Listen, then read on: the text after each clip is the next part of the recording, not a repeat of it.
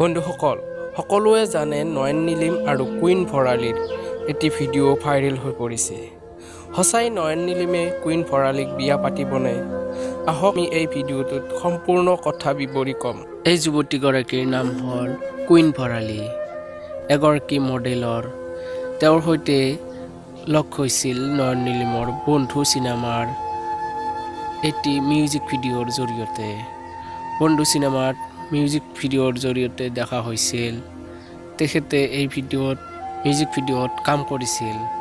তাৰপিছত দুয়োৰে ৰিলেশ্যনশ্বিপ হ'ল বুলি এইগৰাকী যুৱতীয়ে কৈছে।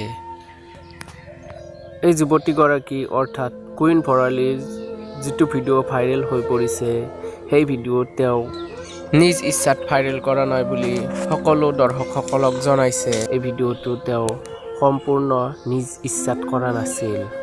বন্ধুসকল, সঁচাই 16 তাৰিখে নয়ন নীলিমৰ বিয়া হ'বনে? আমি জানিবলৈ চেষ্টা কৰিম হয় নে নহয়। 16 তাৰিখে নয়ন নীলিমৰ বিয়া। আমি কিছু দৃশ্য দেখুৱাবলৈ চেষ্টা আৰু ভিডিঅ'টো ভাল লাগিলে লাইক কৰিব, কমেণ্ট কৰিব আৰু চেনেলটো ছাবস্ক্ৰাইব কৰি বেল আইকনটো প্ৰেছ কৰি দিব।